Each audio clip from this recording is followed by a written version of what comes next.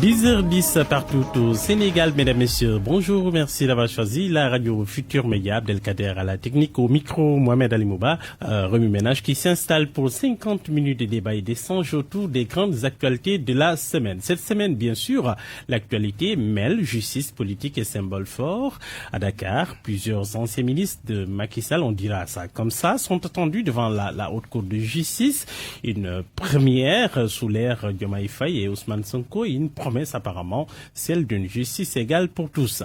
Pendant ce temps, Ousmane Sonko, le Premier ministre du Sénégal, s'est rendu à la prison de Rebeuss en milieu de semaine pour visiter Azoura Fall, un de ses militants. Le lendemain, vous l'avez constaté, ce dernier s'est retrouvé en liberté provisoire. Sonko accusé, Kairé reste détenu, une séquence qui soulève interrogation. Autre contraste, deux journalistes poursuivis, on dira peut-être des chroniqueurs comme ça, des poursuivis pour les mêmes faits, mais des traitements différents. Abdou Nguer est en détention et envoyé en instruction. Ardognan, lui, sera jugé en flagrant délit. Enfin, l'image d'Ousmane Sonko à Ouagadougou inaugurant le mausolée Thomas Sankara aux côtés de dirigeants militaires interroge sur ses affinités régionales, fascination et stratégique ou confusion des symboles dans un pays qui se veut démocratique. Autant de faits, autant de questions. Pour y voir plus clair, deux invités dans ce studio. Babacar Gaye, bonjour. Bonjour Mohamed. Vous êtes ancien directeur de cabinet du président Abdoulaye Wade, un homme politique ancien du PDS. Oui. Bienvenue. Alors, à vos côtés, Mamadou Ndiaye, les journalistes, bonjour. Je rappelle que vous êtes à Imedia, directeur de la communication, c'est cela? Et du numérique. Du groupe. Et du numérique, très bien. Alors, donc, très rapidement, on va ouvrir la séquence Azora, Ousmane Sonko, Kairé. Mamadou Ndiaye, la visite de Sonko à Azoura Fall, à la prison de Rebeuss, suivie de sa libération le lendemain, alors que Kairé, son compère, reste détenu, a suscité beaucoup de réactions. Que vous inspire, M. Ndiaye, cette chronologie des faits? Peut-on parler de coïncidence ou d'effet d'influence sur cette affaire, vous qui avez suivi ce qui s'est passé? Oui, avec le détachement qui est le mien, je crois que symbole pour symbole, il est arrivé rarement, peut-être bon que voilà, en plein exercice, que voilà, des hommes qui dirigent ce pays, voilà, se retranchent derrière d'autres camisoles pour pouvoir peut-être bon voilà aller dans des prisons quand il y a des affaires qui pendent au niveau de la justice. Dans le cas précis donc de ce jeune garçon-là, je crois que le Premier ministre aurait pu peut-être être dans une certaine retenue politique pour ne pas peut-être bon voilà ajouter de la confusion au méli-mélo. Mais puisqu'il l'a fait, probablement aussi il est entouré justement de ses conseillers qui ont apprécié un peu la conjoncture politique et qui ont dû également apprécier le contexte pour autoriser le Premier ministre, enfin entre guillemets, pour autoriser le Premier ministre peut-être bon voilà à déférer effectivement à cette visite au niveau d'eux. Mais l'un dans l'autre, je crois qu'un homme d'État, surtout quand il prétend l'être, doit être dans une posture de distance. Une distance. Et on a entendu ces partisans soutenir clairement que ce n'est pas le Premier ministre qui s'est rendu à la prison, mais plutôt le président du parti PASTEF. Oui, mais chacun peut le dire, c'est-à-dire que chacun peut voir midi à sa porte. Mais dans le cas précis, dès lors qu'il y a un dédoublement fonctionnel en la même personne du Premier ministre, et donc président du PASTEF, c'est lui qui doit apprécier les conjonctures. C'est lui qui doit regarder également comment ne pas prolonger donc les débats dans l'opinion où chacun peut-être bon tire à U et à Dia sur peut-être bon oui il fallait le faire, non il fallait pas le faire. Moi à mon avis, et je suis en face de moi, j'ai en face de moi peut-être aussi voilà un grand serviteur de l'État qui peut-être bon connaît un peu peut-être les subtilités de ce point de vue-là. Mais à mon sens, le Premier ministre est entouré également de conseils techniques. Il y en a un qui aurait pu sortir du lot peut-être bon pour aller disons voilà servir de relais entre le Premier ministre et l'élément incriminé, ne serait-ce que peut-être bon, voilà, pour sauvegarder un peu l'image, le symbole et en même temps aussi la représentativité. Alors, monsieur Gaye, je vais vous interroger. Vous avez été au cœur du pouvoir. Monsieur Gaye, une telle succession d'événements, on dira dans un contexte judiciaire chargé, comment vous le comprenez? Est-ce que cette visite d'Ousmane Sonko à Azoura Fall à la prison à la veille de son procès, est-ce que cette visite elle a pu jouer sur la décision du juge? C'est évident. La pression exercée sur les juges, comme l'avait souhaité le président de la République, Bassirou Diomaye Diakhar Faye, a été réalisée, j'allais dire mise en œuvre par Ousmane Sonko en allant visiter quelqu'un qui est en prison et qui devrait être jugé le lendemain. J'estime que c'est une faute de goût politique. Pire, c'est une gaffe, de mon point de vue. Le dédoublement fonctionnel ne peut pas opérer en cette matière. la visite de Ousmane Sonko à Azoura Fall, qui a créé polémique et controverse. Dès lors qu'il y a eu polémique et controverse, ça veut dire que c'est une gaffe politique. Parce que c'est le propre des gaffes politiques de créer polémique et controverse. Nous sommes dans le cadre d'un débat démocratique, peut-être aussi. Chacun donne son point de vue. Non, je n'ai pas dit qu'il n'y a pas de débat. Je parle de l'avis de ceux qui me semblent être des démocrates et des républicains. On a entendu le juge Dément dire clairement qu'on a combattu une justice instrumentalisée et nous voilà aujourd'hui dans une justice carrément ridiculisée. Mais on a fait de cette justice avec cette visite un cadre de bouffonnerie comme dans les cirques. C'est pire que être ridiculisé. Pourquoi je l'ai dit? En toute sincérité, c'est en droite ligne de ce que Ousmane Sonko faisait quand il était dans l'opposition et comment il traitait la magistrature. À mon avis, il n'a pas de conscience que les magistrats font partie d'un pouvoir indépendant ou supposé être indépendant du pouvoir exécutif, qu'il est aujourd'hui l'un des dirigeants. Pourquoi c'est une gaffe encore qui, de mon point de vue, est symptomatique d'une hypocrisie personnelle. Car si vous rapportez les déclarations et les actes de Ousmane Sonko avant l'arrestation de Azoura Fall et les actes de Ousmane Sonko après l'arrestation de Azoura Fall, il y a un reniement. Il a dit clairement qu'il n'accepterait plus les insultes. En le disant, il avait aussi dit que il ne s'accompagnait pas de on ne le verrait plus jamais aller rencontrer ou visiter un militant de Pastef qui a des problèmes avec la justice parce qu'il a insulté. Pire, en public, lors d'une même séance au Grand Théâtre, il a dit que tout ce que fera le ministre de la Justice dépendra de lui et que s'il lui demande d'arrêter telle ou telle personne, il le fera. Ou il demandera au procureur de le faire. J'estime que quand on est dans une approche aussi sibylline des rapports entre l'exécutif et la magistrature, on peut se permettre justement de poser un acte qui forcément a une influence sur la décision prise par les juges. Sur quelle le base? Juge n'est pas obligé de... Je n'ai pas dit qu'il soit obligé, j'ai jamais dit qu'il est obligé. Je veux dire juste qu'il a dû influer. Sur quelle base le juge, qui devrait lui-même demander une expertise, ou en tout cas demander à ce qu'un médecin puisse confirmer l'éventualité de problèmes psychiques la défense a produit un dossier médical, oui. Il aurait fallu que le juge lui-même, de mon point de vue, ait demandé ce document où un acte a été posé contre Azoura. Aucun acte de jugement n'a été posé à l'endroit d'Azoura. C'est avant que Azoura ne soit jugé qu'il a été extrait justement de la prison parce que, disent-ils, il a des problèmes de troubles mentaux. Comment quelqu'un qui peut insulter le président de la République, comment quelqu'un, avant d'être arrêté, avait déjà injurié Macky Sall, qu'il a injurié encore une deuxième fois, comment quelqu'un qui pose autant d'actes avant d'aller en prison peut-il être considéré comme ne bénéficiant pas de toutes ses capacités psychiques parce que simplement il a fait la prison? Combien de Sénégalais ont fait la prison et qui sont sortis et qui sont devenus des hommes normaux? Pourquoi Azoura Fall devrait-il être un exemple? Donc, pour revenir à l'effet Sonko, j'estime que il peut faire n'importe quelle déclaration qu'il veut. Le premier ministre Sonko peut aller, en tant que président de Pastef, rencontrer les femmes de Kaffrine, leur offrir, s'il le veut, peut-être des moyens de leur activité.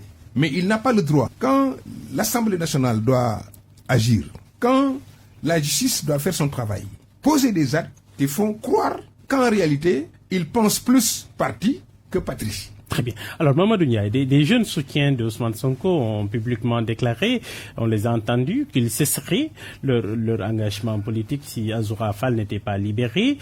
Cette pression militante a-t-elle pu peser sur la décision judiciaire? Non, je ne crois pas. Je ne crois pas. Par contre, comme vous l'avez dit... Est-ce que ça a poussé peut-être aussi le Premier ministre à aller à la prison pour remobiliser ses troupes? Non, c'est possible. Mais tu sais, on reconnaît un fou à son discours et un sage à son silence. Dans le cas précis où on dit que celui qui est en prison, voilà, il a des dérèglements mentaux. Donc, ça atteste qu'effectivement, on le considère pour ce qu'il a fait, pour ce qui est à l'origine justement de son incarcération. Maintenant, le Premier ministre, lui, il est revêtu des oripeaux de la République. De l'État. Et de l'État. Babacar a parlé justement de de la magistrature, de l'Assemblée nationale et peut-être des autres corps constitués. Mais ça, c'est des séparations de pouvoir. Même du point de vue simplement observation primaire, on devrait reconnaître à chaque institution au moins quand même ses prérogatives. Si bien donc peut-être quand un acte est posé la veille, l'avant-veille ou bien le surlendemain, ça peut inciter peut-être l'opinion à dire peut-être voilà, c'est parce que la puissance publique a agi dans un sens ou dans un autre que ça a induit effectivement peut-être l'institution. Cette pression militante, est-ce que c'est elle qui a poussé Ousmane Sonko à se rendre à la prison pour soutenir en tout cas, ne serait-ce que moralement Azoura Fall? Parce qu'on a entendu les jeunes passer dire carrément que si Azoura n'était pas libéré, c'était fini leur compagnonnage avec Ousmane Sonko. On les a entendus. Oui, ça peut être aussi de la surenchère. Et très probablement également dans les partis politiques, vous savez aussi, il y a des forces centrifuges effectivement qui s'opposent à l'intérieur même pour avoir une conduite collégiale ou bien pour avoir une conduite qui reflète un peu le parti et ses idéaux. Donc si peut-être il y a différentes tendances qui s'entrechoquent, il est bien évident que la plus audible ou la plus puissante, c'est celle-là qui sera entendue. Mais que les jeunes mettent au devant, si l'un des leurs n'est pas libéré, nous renonçons à notre filiation partisane. À mon avis, c'est peut-être les dirigeants du parti qui doivent l'apprécier, mais l'opinion doit par contre s'inquiéter. Pourquoi des jeunes peut-être mettent la pression sur les instances de la République? Parce que moi je parle de République qui est aujourd'hui peut-être un peu chahuté, un peu à la limite même presque humilié. Ousmane est un homme politique aussi qui se soucie de sa base, non? Oui, mais quand faisons un peu de distinguo, donnons à la République, parce que vous savez la République, quoi qu'il advienne, c'est-à-dire que les hommes passent et repassent. Les institutions, elles demeurent. Donc sauvegardons d'abord les symboles de la République, mettons en place peut-être des moyens qui fortifient un peu la République, de façon à ce que peut-être quiconque viendrait à occuper l'instance la plus représentative donc de la République soit à l'image des attentes donc de la population et des citoyens. Donc de ce point de vue-là, si maintenant il y a des surenchères, ici les femmes, j'ai appris bien peut-être que les femmes aussi de la forêt sacrée se sont manifestées autrement. Vous voyez, donc il y a un agrégat de protestation qui commence maintenant à se soulever.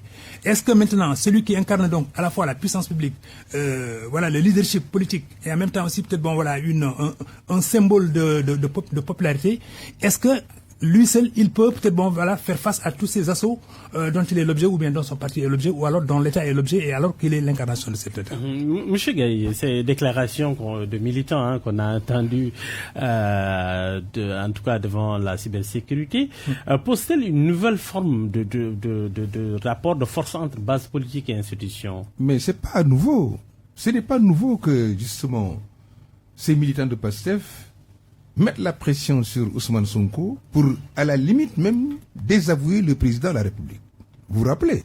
Il y a eu des nominations sur lesquelles ils n'étaient pas d'accord. Les militants de PASTEF ont ri sur les brancards, les projets ont été mis sous le coude, et ensuite, Ousmane Sonko est sorti, a fait une communication pour calmer les troupes, pour s'adresser à des militants et à leur demander que cela ne va pas se reproduire. Un homme d'État a une fonction double. C'est une fonction de représentation et une fonction de servitude. La fonction de représentation, ce sont les institutions de l'État, ce sont les citoyens, c'est la nation. Et sous ce rapport, l'homme d'État ne peut que s'occuper de faire passer le bien commun avant les considérations partisanes, comme je viens de te le dire tout à l'heure. Je répète encore une fois que Ousmane Sonko, intitut personnel, président de PASTEF, aurait pu à tout instant, comme il l'a fait, aller à Sud Beauté. Personne ne peut le lui reprocher. C'était sa liberté. Aujourd'hui, Ousmane Sonko, Premier ministre, président de PASTEF, ne peut plus et ne doit plus aller à Sud Beauté s'il était tenté qu'il voulait le faire. Pour vous dire combien il a transmuté, il n'est plus cet homme libre au sein d'une organisation privée. Il est devenu un homme au service de l'État, au service de la République. Il faudrait qu'il se le tienne pour dit. C'est un problème.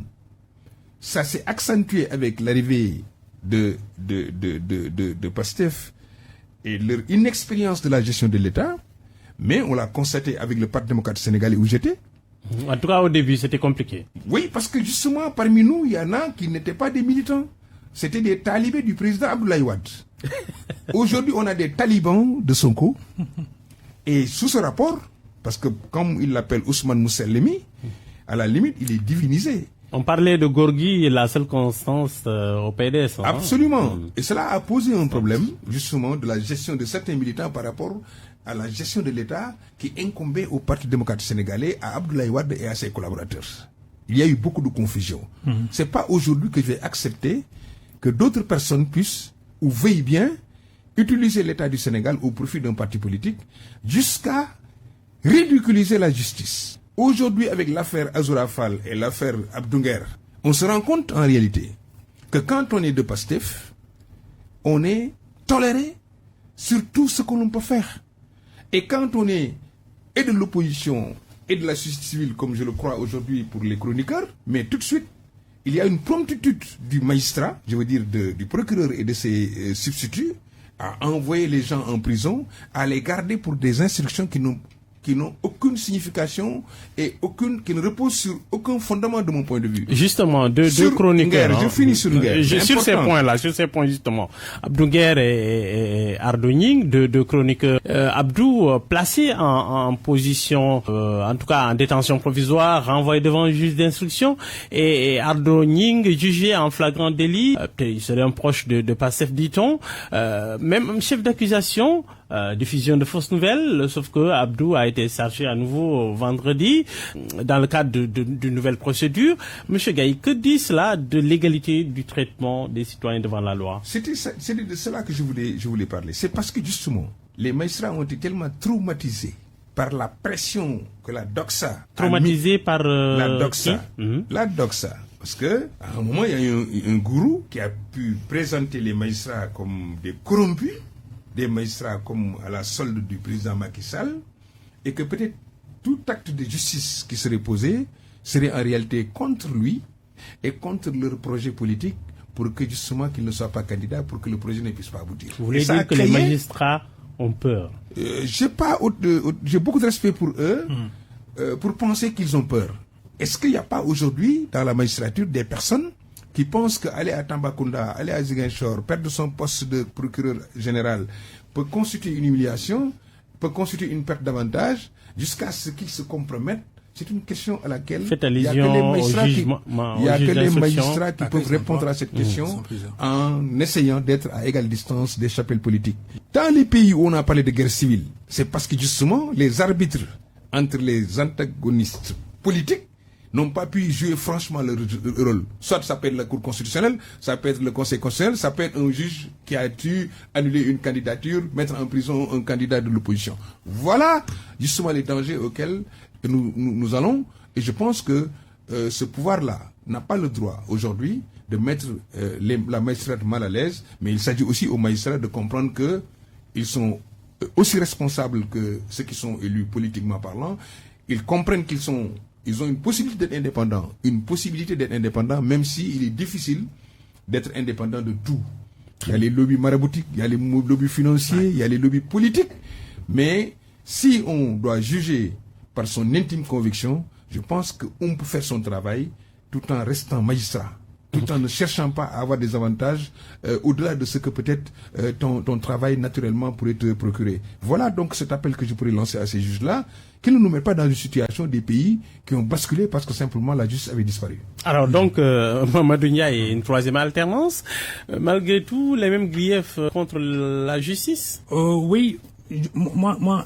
Malgré les assises sur... Oui, c'est-à-dire il y a eu beaucoup d'assises, il y a eu beaucoup de réflexions internes. Il y a eu 2024. Il y a eu même une introspection des magistrats. Ils ont réfléchi sur leur propre corps. Oui. Ils ont réfléchi sur peut-être les hommes qui animent les différentes institutions et les instances judiciaires de leur corps.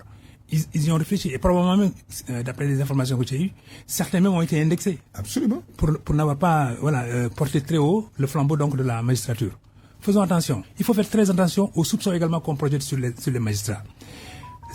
Ils n'en sont pas moins des Sénégalais. Absolument. Ils réfléchissent justement sur le devenir de leur propre pays.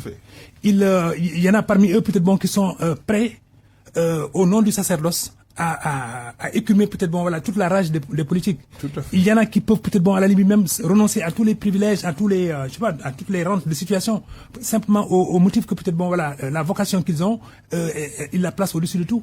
On a entendu de ce point de vue-là, le juge d'aime dire clairement qu'il y a des magistrats carriéristes, des gens qui ne pensent qu'à leur carrière. Oui, vous savez, maintenant il a retrouvé la parole libre, le juge Dème. Il a démissionné. Il a démissionné. Mais maintenant, il peut sortir des choses peut-être bon, qui ne l'engageraient en rien. Si ce n'est peut-être bon qu'il contribue simplement, soit à alimenter le débat actuel, à le clarifier dans une certaine mesure, ou peut-être à régler des comptes, je n'en sais rien. Il est homme politique aussi. Hein. Et il est homme politique. Donc maintenant, il verse justement dans... Il veut devenir homme politique. Je pense qu'il n'est pas encore.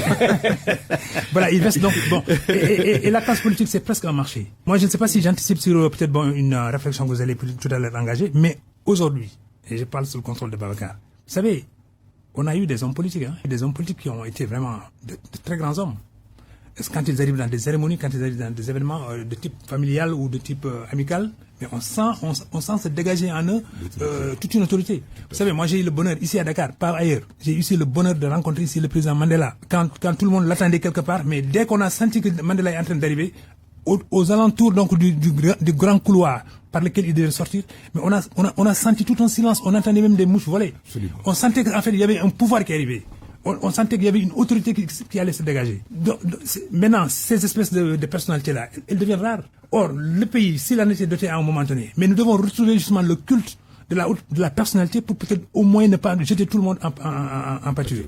Et en même temps aussi, peut-être, bon, regardez maintenant, si nous ne sommes pas dans une crise qui elle-même franchit un nouveau seuil de l'inconnu, au point que peut-être, bon, nous devions, à la limite, réfléchir en profondeur pour, dissuader peut-être, bon, les soupçons. Il faut arriver à dissuader les soupçons, mais il faut arriver également à ce que peut-être bon, entre l'opinion et la classe dirigeante, la classe politique, qu'il y ait peut-être bon, des rapports de confiance. On est Mamadou Ndiaye dans le cadre d'une crise de la démocratie représentative. Vous le savez mieux que moi, et aussi avec comme conséquence l'affaissement un peu de toutes les institutions. Effondrement même, devrais-je dire. Au lieu d'affaissement, peut-être on peut... Mais il y a un affaissement démocratique. C'est-à-dire qu'aujourd'hui, plus vous dites... je ne sais pas comment le dire, moins vous dites la vérité, plus vous êtes adulé, vous êtes adoré.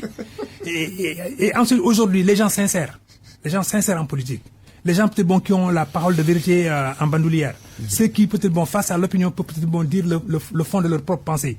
Mais ces gens, ils n'ont pas accès à l'intimité de l'opinion ni des Sénégalais. On les considère comme étant les empêcheurs d'avancer ou de tourner en rond. Faisons attention, les valeurs sont en train de s'effriter simplement parce que peut-être bon, on est en train d'inverser justement l'ordre de ces mêmes facteurs. Alors on va avancer un peu. 5 ministres de l'ancien régime vont donc passer devant la commission d'instruction de la Haute Cour de justice. Babacar Gaye, faut-il avoir confiance à cette Haute Cour de justice décriée malgré tout ce qu'on a dit d'elle? Oui et non. Oui, parce que c'est une institution constitutionnelle. Nous sommes obligés de nous en accommoder. Non, parce que sa composition pose problème. Et ses mécanismes de fonctionnement aussi. Un ancien ministre ne peut pas échapper à la sanction d'une haute cour de justice. Non. Sauf si la commission d'instruction composée de magistrats arrête la procédure, fait son travail et considère qu'il n'y a pas lieu à poursuivre. C'est ce qui est arrivé sous Abdoulaye Wade en 2005 dans le cadre des chantiers de Thiès, Idrissa Seck et Salif Ba. S'il n'eût été cette décision de la commission d'instruction, il y avait de très fortes chances que les adversaires d'Idrissa Seck l'envoient à la guillotine. En l'occurrence, Maître Abdoulaye Wade, votre ancien mentor. Oui, quand je dis les adversaires d'Idrissa Seck, je pèse bien mes mots. J'ai pas dit les députés qui étaient là-bas, j'ai pas dit les adversaires, j'ai pas dit le PDS, j'ai pas dit Abdoulaye Wade. Pourquoi? Parce qu'en réalité, cette haute cour de justice, elle fonctionne de manière politique. Expliquez-nous. N'avez-vous pas eu des soupçons de collusion entre la commission d'instruction et le pouvoir d'alors pour faire un ollier à Abdoulaye Wade? Ah, on en a parlé. Merci. Beaucoup, bon. Donc, en tout cas dans la presse, à l'époque. On a même parlé d'un protocole qui aurait été... Entre Abdoulaye Wade et Idrissa Seck. Qui aurait été, peut-être pas entre eux directement, mais qui aurait été signé justement pour en arriver à ce... Pour lui permettre de bénéficier partiel. de ce non-lieu partiel, oui, à l'époque. Ça suppose que aussi, si on devait arriver au jugement, certainement, la volonté de Abdoulaye Wade se refléterait sur la décision des juges. Parce que les jurés est composé que des députés. Et des magistrats, hein? Non. Les magistrats, eux, ils conduisent le procès. Oui, au procès. La décision, c'est les jurés. Les jurés... Seulement? Oui. Ils votent.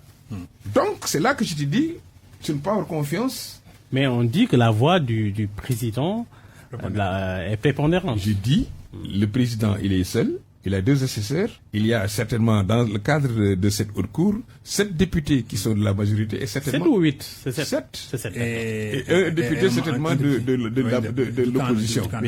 Donc, il n'y a pas photo. Surtout que les mêmes députés, avant d'arriver au jugement, se prononcent dans les radios, se prononcent à travers les médias, comme quoi leur volonté, c'est justement d'envoyer en prison tous ceux qui sont traduits devant la Haute Cour de justice, y compris le président de l'Assemblée nationale qui faisait la confusion entre Haute Cour de justice et Haute Cour de la justice. Je le rappelle au passage. Donc, on peut avoir confiance aux magistrats, mais je ne peux pas avoir confiance à ceux qui sont dans des partis politiques et qui doivent juger leurs adversaires politiques. C'est en cela d'ailleurs qu'il y a un problème. C'est pas parce qu'on a une haute cour qu'elle est forcément bonne. C'est une même haute cour, vous l'avez dit, juger une seule personne ou 2, je pense. C'est Mamadou Dia et ses co-accusés. Mais je pense que le Sénégal aurait pu profiter de l'évolution du droit international et des principes de droit pour réformer la haute cour. Aujourd'hui, il n'y a aucune possibilité de faire appel à la haute cour. Il n'y a aucune possibilité d'aller en cassation pour la haute cour. Et tel que c'est parti, les ministres qui sont aujourd'hui attirés devant cette haute cour risquent la prison, risquent la condamnation. Or, qu'est-ce qu'on voulait faire? Pourquoi ces gens sont traduits? Une reddition des comptes? Oui. Tout démocrate doit accepter la notion, le principe de la reddition des comptes.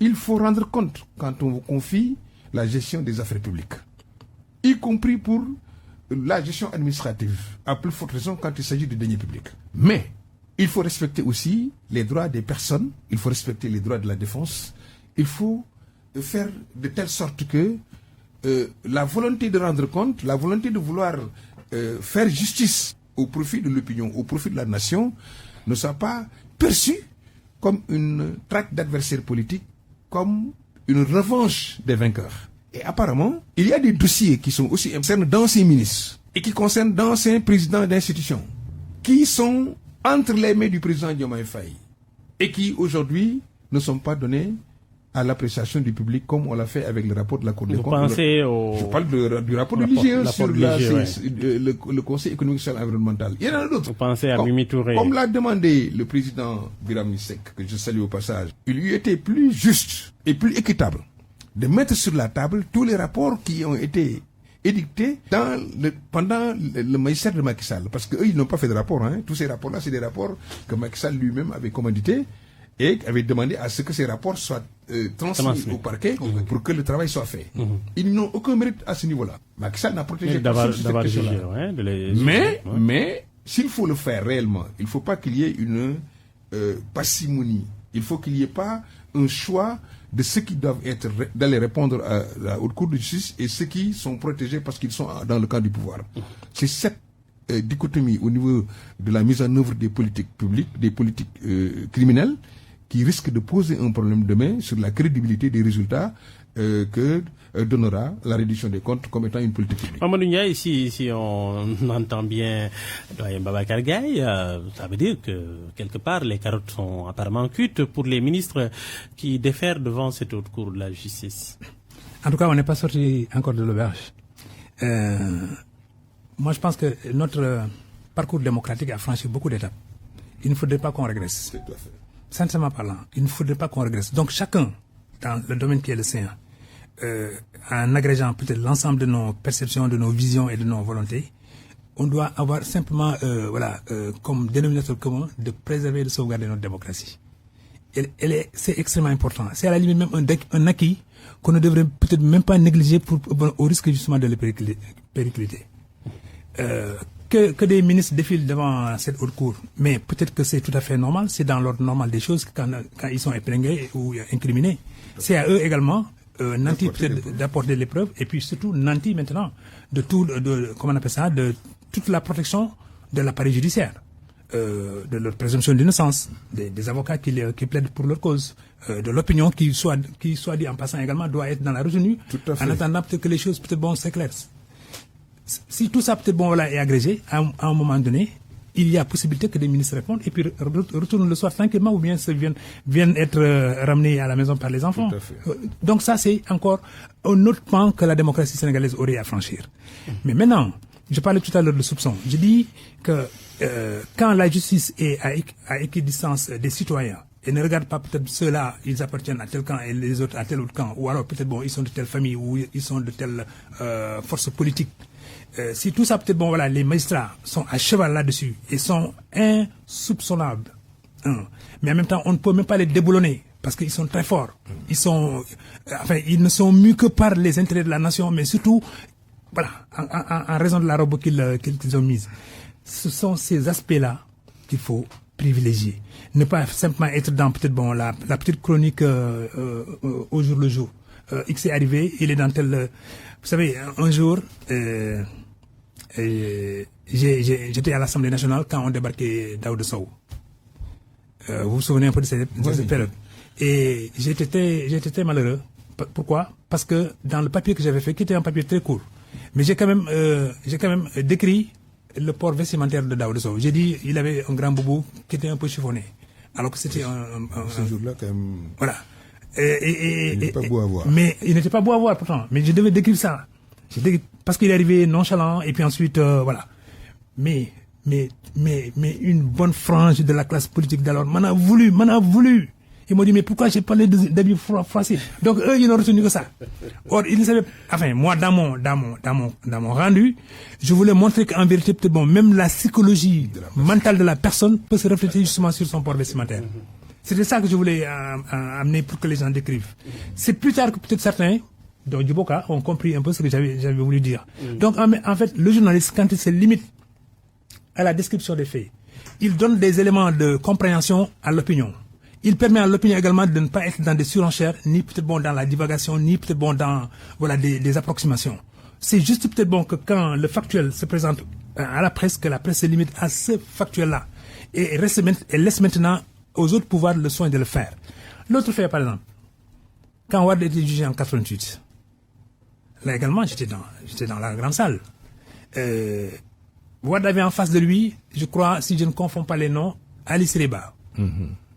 Ali Sireba. Le juge Ali Sireba. Le juge Ali Sireba, grand. Ouais, voilà.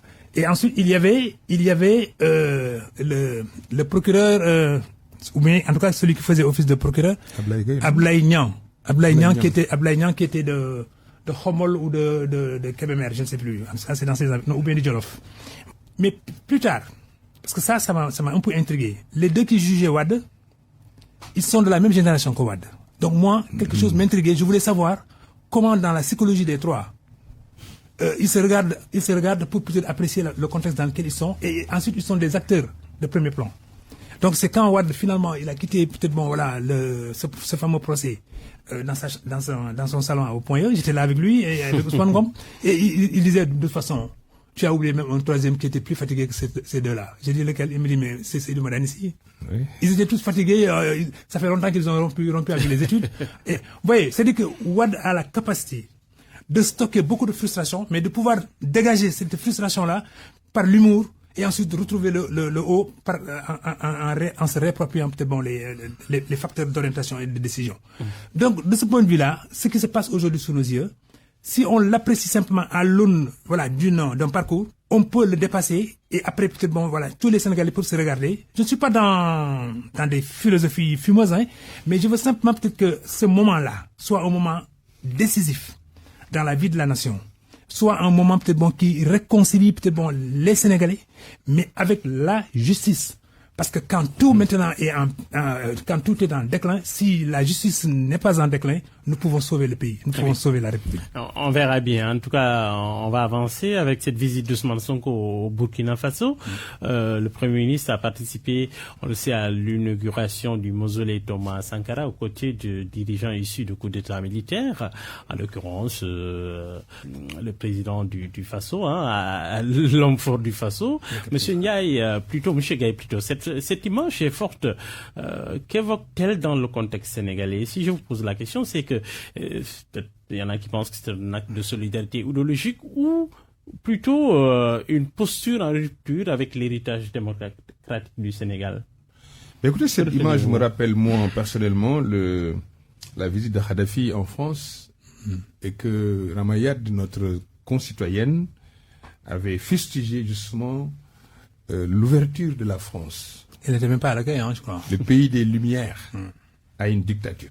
Si notre Premier ministre n'a pas un programme diplomatique, un projet structurant pour les relations internationales du Sénégal de demain, que visiter le Burkina Faso sous l'ère d'Ibrahima Traoré, putschiste, moi j'ai peur. Parce qu'on ne peut pas aujourd'hui rabaisser le Sénégal au niveau de ces pays qui refusent de rester dans la normalité de gouvernance démocratique. On ne peut pas avoir comme partenaires privilégiés des tyrans, des gens qui ont pris le pouvoir par la force et qui imposent leur gouvernance par la force, par des enlèvements, par des emprisonnements. Vous faites allusion au Mali, au Burkina, au Niger. Oui, évidemment, les Sénégalais aujourd'hui savent quelle est cette ceinture de feu qui nous entoure, où la démocratie est en train de disparaître. Le Sénégal ne doit pas encourager justement cela.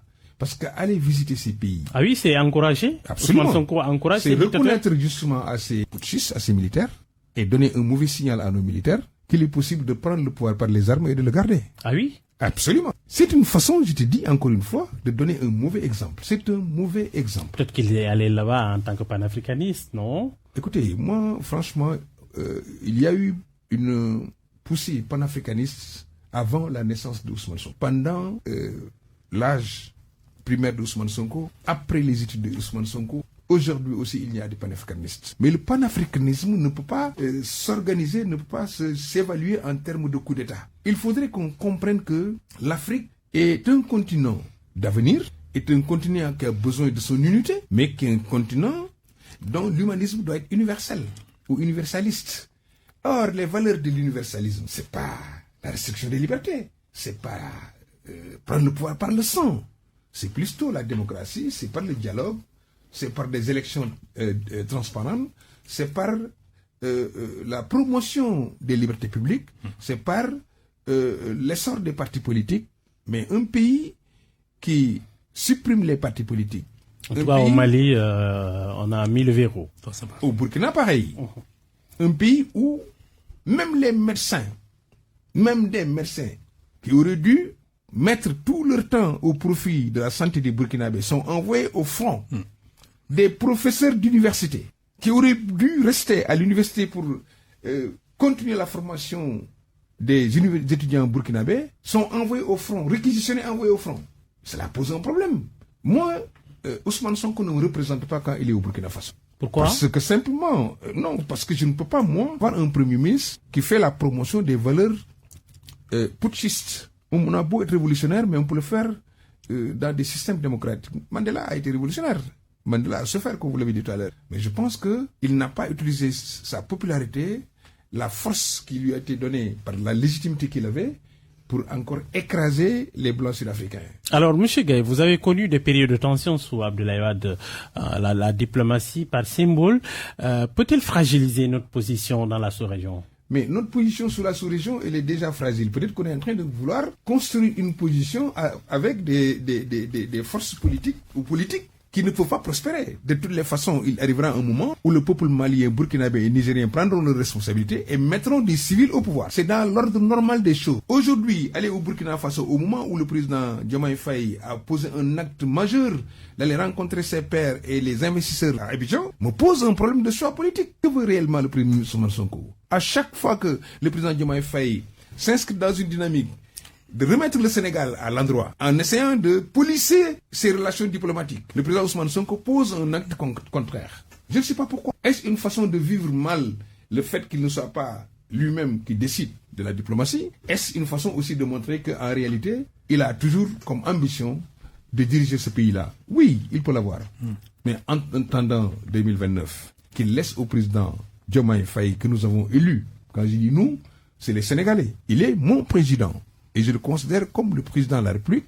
C'est la clé de voûte des institutions qui devrait aujourd'hui prendre plus de cran pour occuper le fauteuil et montrer aux Sénégalais que vous n'êtes pas en danger parce que je suis là, parce que je sais avec vous construire un avenir meilleur. Or, qu'est-ce qu'on peut gagner aujourd'hui avec le Burkina Faso en termes de coopération? Pire, dans le discours du Premier ministre, je subodore l'envoi de militaires et de forces de défense pour aller combattre le terrorisme. Combattre le terrorisme au Burkina Faso. Et attention au retour de flamme. Attention, il y a des risques énormes, d'autant que le Mali est déstabilisé. Comme le disait Jeune Afrique, qui a été voué aux gémonies par certains de vos collègues, les djihadistes sont dans la partie ouest du Mali. Et la partie ouest du Mali, comme vous le savez, c'est le... Vous voulez dire que, s'affichant dans le cadre de la lutte, en avant dans le cadre de la lutte, peut-être contre le terrorisme aux côtés du Burkina ou des pays de l'AES, de manière générale, on peut s'attendre à un retour de flamme. Les djihadistes peuvent nous attaquer. Mais c'est évident parce qu'ils vont considérer que le Sénégal aujourd'hui est l'ami de leur ennemi. Et comme on le dit, l'ami de mon ami est mon ami, mais l'ennemi de mon ennemi est mon ami, mais l'ami de mon ennemi est mon ennemi. Or, les djihadistes sont très présents au Burkina Faso. Ils viennent de prendre Tchapaga. Ils ont pris 2 autres villes. Ils ont fait fuir les institutions de la République dans ces zones qui sont du côté sud du Burkina Faso. Qu'est-ce qui va se passer demain? Si le Sénégal, avec le peu de moyens que nous avons, avec la situation économique difficile que nous traversons, avec le chômage grandissant, avec la crise financière que nous traversons, où est-ce qu'on va chercher les moyens pour aller soutenir des putschistes? D'autant que ceux qui finançaient en réalité ces opérations d'appui contre le terrorisme au Mali, surtout, mais on est en bisbille avec eux. Ils se sont même retirés du Mali. Est-ce que la France, est-ce que les États-Unis, est-ce que ces pays de l'Europe et de l'Amérique vont prendre leur billes au Sénégal? C'est à côté qui soutient le Mali, la Russie et Wagner. La Russie n'a jamais sorti des ressources financières et les pays avec lesquels il est encore. La Russie a toujours été un soutien militaire et idéologique. À présent, ça reste valable. Sinon, il n'aurait pas eu ces mercenaires qui sont payés par les pays qui exercent leur métier. Soit c'est l'exploitation de l'or, soit c'est parce que c'est des minerais sur lesquels ils mettent la main. Pour revenir à ce que je disais, sur quoi le Sénégal va-t-il compter pour envoyer des troupes au Mali ou bien aujourd'hui au Burkina Faso? Il faut de la logistique, il faut de la couverture aérienne, il faut des cantonnements, il faut des indemnités, il faut des armes. Mais où est-ce que le Sénégal va trouver cet argent? Nous ne l'avons pas.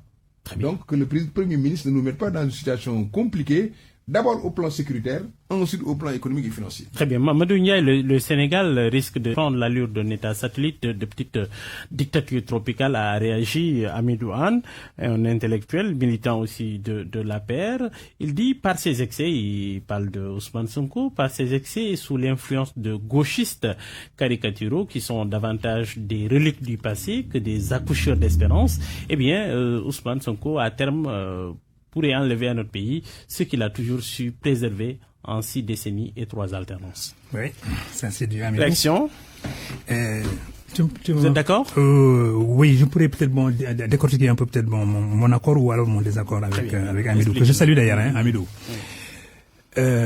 D'abord, Ali Mouti me permet de faire une jonction entre 2 événements.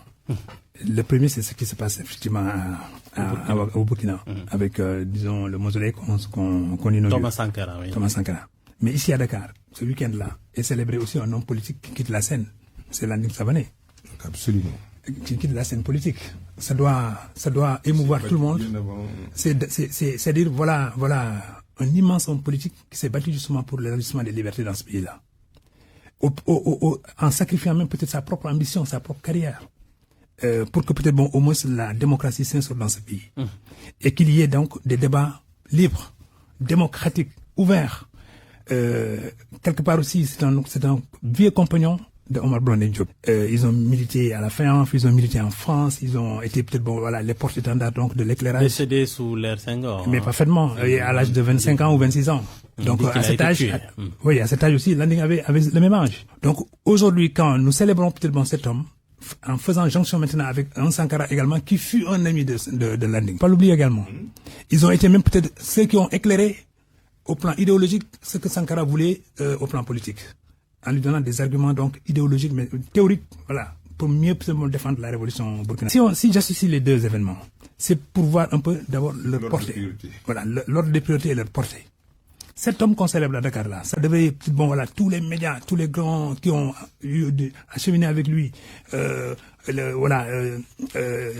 l'espace politique qui s'est beaucoup élargi, les acteurs également, la liberté d'expression, la naissance des médias, le pluralisme politique et l'expression plurielle des opinions.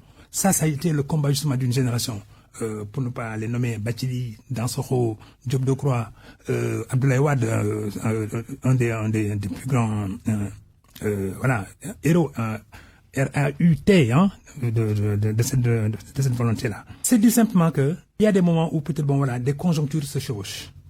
moi, pour ce qui est du Burkina Faso, j'ai quelques craintes des accointances que notre leadership sénégalais a avec les pays de l'AES. Les pays de l'AES, parce que d'abord le Sénégal est ceinturé par un arc de crise. Il ne faut pas l'oublier.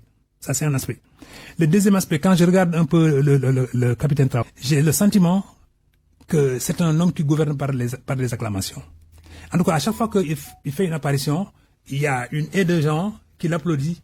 Et puis ensuite, il jouit un peu de cette popularité auprès des populations qui l'accueillent. Faisons attention. Parce que quelqu'un qui gouverne justement par des acclamations n'est pas quelqu'un qui est disposé à ce que peut-être il s'instaure un débat démocratique. C'est pas quelqu'un qui est également dans des rapports de contradiction avec d'autres citoyens qui ont également d'autres lectures de la même conjoncture d'un pays. Et la preuve, c'est quand on dit qu'il y a des magistrats qui ont été envoyés au front, quand on dit que des inspecteurs du travail ont été envoyés au front, quand on dit que des instituteurs ont été envoyés au front, mais qu'est-ce qu'ils y font, bon sang? Qu'est-ce qu'ils y font? La preuve, on les a tués comme des mouches. Au Burkina Faso. On les a tués comme des mouches. Mais pourquoi on les y a envoyés? Parce qu'il dit simplement que tout citoyen burkinabé doit suivre l'effort de guerre. Mais oui, on peut défendre la guerre par les idées, on peut défendre la guerre par la création d'emplois, par la défense de l'emploi dans le pays, pour regarder si les patrons appliquent le droit du travail sur les travailleurs burkinabés. C'est également défendre justement le pays et ses prérogatives. Les magistrats, c'est pareil. Donc dire tout ce monde-là, confusément, allez-y au front, alors qu'ils n'ont jamais tenu une flèche, à force maintenant une arme, c'est les envoyer à Canossa. Donc, moi, ce type de militaire, je devrais m'en méfier. Parce que nous n'avons pas cheminé avec cet ordre de pouvoir, arrivé au pouvoir et qui s'oppose maintenant à des velléités de contestation. Le Mali, c'est pareil. Supprimer d'un trait de plume 300 partis politiques, alors que lui-même, il dit pendant 5 ans, il n'y aura pas d'élection. Mais au nom de quel droit? Alors qu'il a déjà fait après 4 ans ou 5 à peu près. Mais oui, mais au nom de quel droit? Oublie-t-il justement que la contestation de 1904 face à des militaires? C'était Moussa Traoré qui était au pouvoir. Absolument. Donc la classe politique malienne, courage au front, en bandoulière devrais-je dire, c'est opposé effectivement à cette armada militaire. Et ils sont arrivés à vaincre effectivement l'armada de Moussa Traoré pour imposer maintenant un régime démocratique. C'est ce régime démocratique qui a installé au moins le Mali sur orbite, en le plaçant effectivement dans des situations où peut-être l'ordinaire de la population malienne s'améliorer. Sauf que là, on constate que les acclamés par la foule, mais surtout par des jeunes. Quelle foule, des jeunes. Mais quelle foule. Une foule excitée. Voyez-vous, attention. Je suis issu du sérail de la communication. Mais moi, je me méfie également de l'utilisation de la communication comme un instrument de propagande et de coercition justement des options. Faisons un peu la nuance et regardons comment dissocier les choses pour ne pas demain également retrouver des lendemains qui ne chantent pas. Ces militaires-là, à mon avis, ils devraient être, s'ils veulent retrouver un peu de légitimité dans l'opinion, c'est de dire, nous programmons tout de suite le retour à l'état civil. Au régime civil. Nous proclamons tout de suite notre intention de voir dans quelle mesure le collège électoral serait Pour le moment, c'est pas le cas en Guinée, c'est pas le cas au Niger, c'est pas le cas non plus au Burkina. Et dans ça maintenant, nous Sénégalais, nous pouvons dormir justement les poings fermés. Est-ce que nous devons dormir les poings fermés? Donc, très attention. Et même ces accointances-là peuvent créer justement de la confusion dans les mémoires et dans les opinions. Je sais que ces 3 militaires-là qui sont au Niger, à Niamey, mais figurez-vous qu'à Niamey, ils ont emprisonné Bazoum. Bazoum est un ancien de Dakar. Il a fait ses armes politiques dans la LD, justement, avec les Bathily. C'est un élément de Dakar. Donc, à la limite, même s'il devait y avoir au moins un certain sentiment, une certaine empathie, ça devrait être en faveur justement d'un homme arrivé au pouvoir par la démocratie, par les suffrages, et qui est emprisonné peut-être sans aucune raison apparente. Ça peut donner des idées à Ousmane Sonko, ce qu'il a vu peut-être là-bas? Mais dis-moi qui tu fréquentes, je te dirais quelles sont tes ambitions. Son discours d'ailleurs, je ne veux pas t'interrompre. Un petit mot, oui. On va terminer. Son discours transparaît à chaque fois, de son discours transparaît cette volonté de dictature. Chaque fois, oui, plus jamais ça. Toutes ces questions de liberté, c'est terminé, ainsi de suite.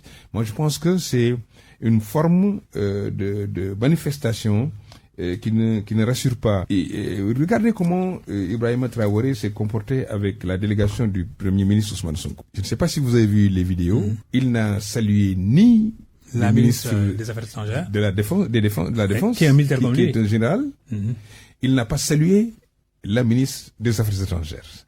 Et comme il a l'habitude, avec notre Premier ministre, il a mis les gants pour le saluer. De la manière dont il a l'habitude de saluer comme font peut-être les bons enfants. Le coup de poing.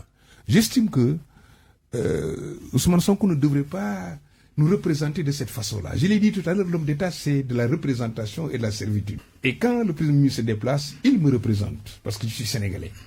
J'aurais bien aimé que, même dans son habillement, qu'on ne sente pas que je suis un gougnafier. Même dans son discours, qu'on ne sente pas que je suis un roturier. Même dans sa manière, ses faits, ses gestes, qu'on sente que le Sénégal, c'est celui de Senghor. Le français est châtié. C'est un cran au-dessus. Correct. Et la diplomatie est à l'honneur.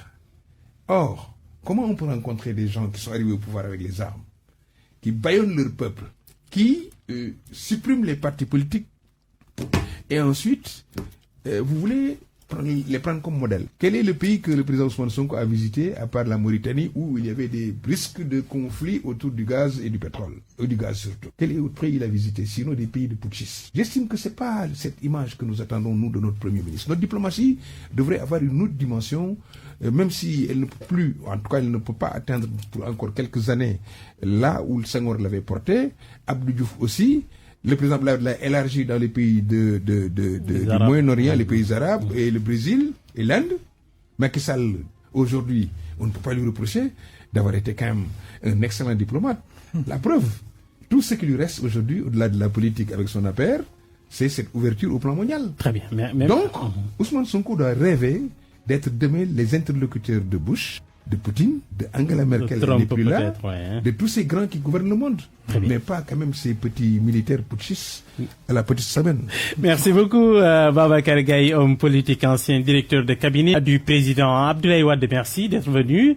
Vous avez à vos côtés Mamadou Ndiaye, qui est journaliste, directeur de la communication et du numérique, c'est ça, à Imeya. Merci d'avoir suivi Kader à la technique. Au micro, Mohamed Ali Mouba, nous vous remercions. Bonne semaine.